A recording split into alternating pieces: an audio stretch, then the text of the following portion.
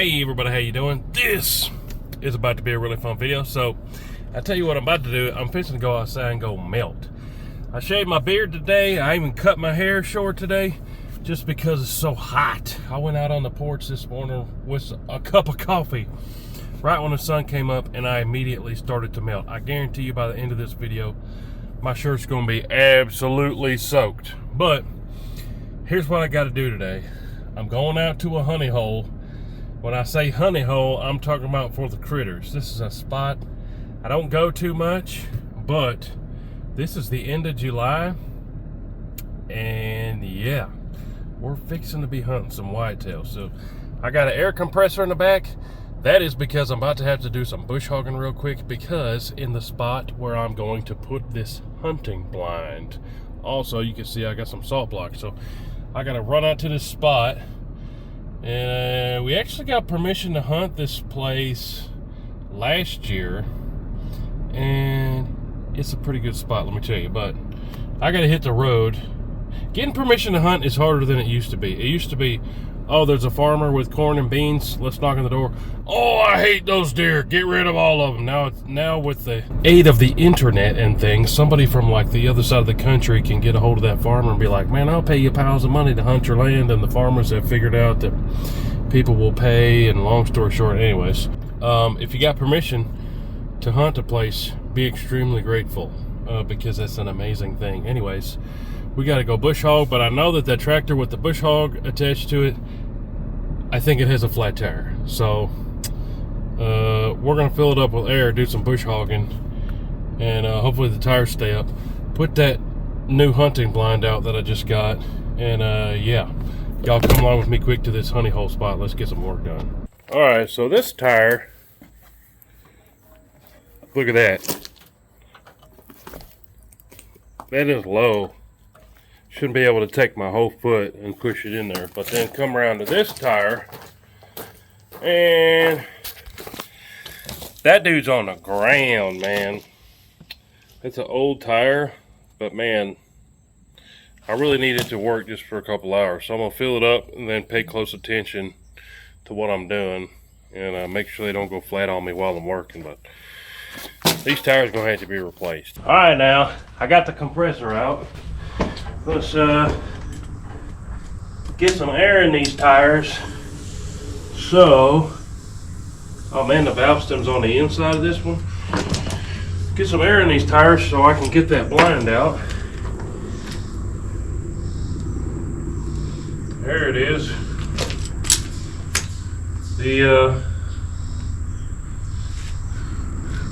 Now I'm stuck. Offset's kind of funny on these wheels, but the valve stem is on the inside. Makes it hard to put air in it. It's taking air. These are actually really cool tires. Co-op grip spur. Super knobby like farm tire, but it's like a truck tire. There we go. Had to bear hug this tire to hold the nozzle on, but now I can't see how much air is going in. Alright, there goes 30 PSI. What's the tire say? Says it can take 45. I won't put 45 in it if it'll hold it. Let me know in the comments what y'all think about sliming tires. I don't mind sliming tires like on a mower, but on a big machine like a truck or a tractor, I don't like doing that, because then when you go to swap the tire, you're having to deal with a bunch of goo. I've heard of other people doing spray foam in tires too. Well, I'm tired of fooling with this one and bear hugging it. Got that up to almost 40 PSI. I don't hear a leak, so it must be a real small leak. But I'm gonna go fill up the other side, then we're gonna get to bush hogging. I guess just top the other side off. It's not super low. All right, so we got that one filled up, and I got the blind in the bucket here. We're just going to take it out there with us. So once we get it bush hogged, we'll drop this blind in there. But this one actually was pretty low. It was down like 10 PSI. It should be up around 35. While I'm sitting out here working, I'm going to call the dude and see Hey, I'm bush hogging it. You want me to cut you some paths or something while I'm at it on this piece? Assuming the tires hold air, but I get to doing some work here. I gotta find my sunglasses. It's hot. Yeah. Let's get to bush hogging so I can get this blind out. While I'm thinking about it, this specific model, this is the Tidewee. All my blinds are Tidewee, but this model right here is this right here, BL020. But let's go get to working.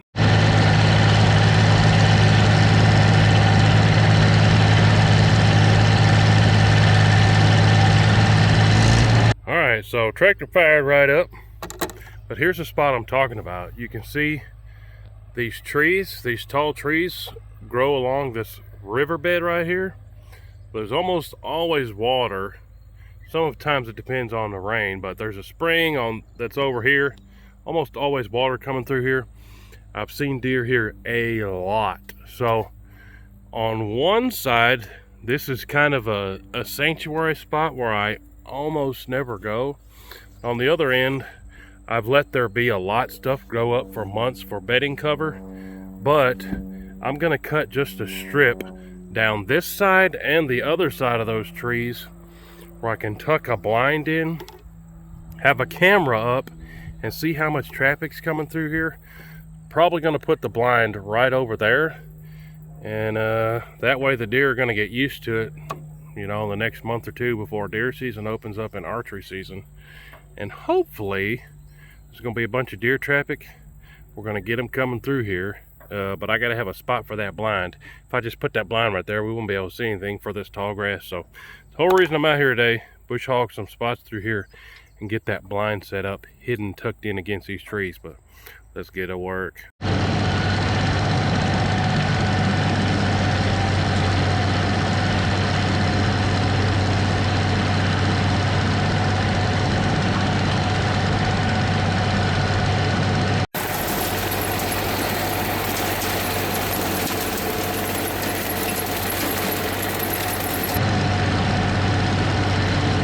Get rid of too much of this because I like it for bedding cover, but I gotta have visibility to when they're coming and going, so I can have a spot for the blinds over here.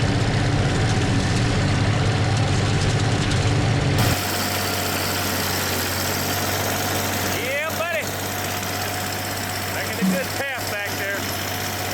Man, the brush hog is an awesome machine.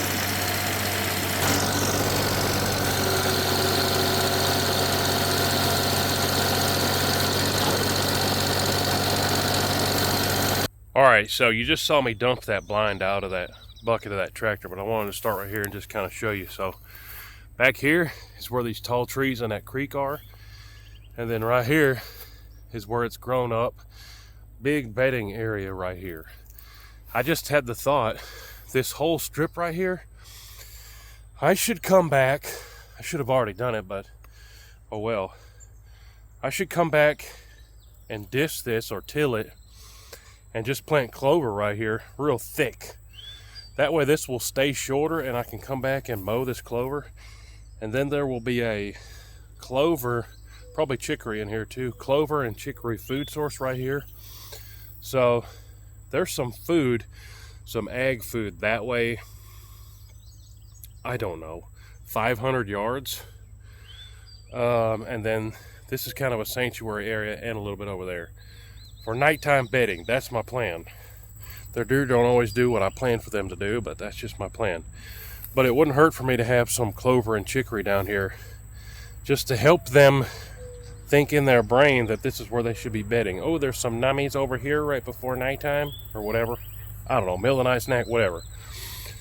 But if it gets to the point where we've got to be hunting real close to the bedding, we got food here for early morning or late evening if they're eating, and then I'm gonna have the blind right there. But let me flip you around here. Like I said, tall trees and creek, bedding area over here. Probably gonna make this a food source. I did this too wide. I was just gonna do it single wide, but I went ahead and did it too wide. You can see right here, there's already a little bit of a crossing that presumably deer are using through there. But anyways, I've seen deer come through here. I got to put more cameras out. But what I did was I cut right here, and then I backed that tractor in right here in between the spot and left kind of higher grass on that side. You can see I cut a strip right there on the other side too. I might as well show you. So, creek bed. It's dry right here in this spot. See the flat rocks? But then walking through here, I also did on this side of the creek. And there's tall, that's like Johnson grass, wild grass right here on this side. So tall grass, man, some of this is over 7 feet high. Tall grass, cut, creek bed. And then down here, I backed the tractor up to completely clean this side of the creek bed. And I might actually do that in one more spot, probably up here where there's more water more often. And this is where I'm gonna pop that blind up real quick. Yeah, buddy. So let me get this going, and then I'll show you that blind. Pretty slick. But you see how it's gonna be kind of tucked in here, and I'll eventually probably brush it in with some of this grass or something, but let me get this put up. All right, so real quick, I'm gonna show you guys me setting this thing up. If you've never heard of Tideway, well, now you heard of them. Not only do they make blinds, they make hats, shirts, waders, camo, boots. Actually, the boots that I got on are my Tideway boots. Anyways, hunting gear, and it's at a price that isn't ridiculous. That's kind of the whole point of my show. Doing cool stuff, outdoor stuff, hunting stuff on a budget. And yeah, that's why all my blinds are Tideway blinds. But let me get this one set up here and just show y'all. The cool thing about them, a lot of them come with a bag. You can carry it like a backpack, but they're basically already put together. You just pop it up. So pop up blind. But let me get this thing popped up here and show you guys.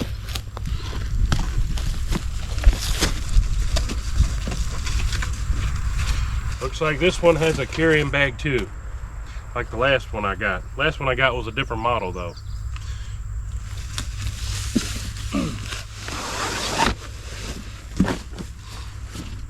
And like I said, I'm gonna leave this sucker here, and the deer are gonna get used to it. Next couple times I come out here, I'll probably bring a chair, a tripod, all the stuff I need out here, so we can just creep out here, or maybe even sleep out here opening day. I don't know. Depends on how the deer traffic's going. But get this set up. Like I said, this one's actually got it has the 2 straps, so you can carry it in like a backpack. I was lucky today and I carried it in on a tractor bucket, but you get the idea. And big zipper, get it out here. And like I said, they basically set themselves up. There's some kind of sticks for something, we'll figure that out.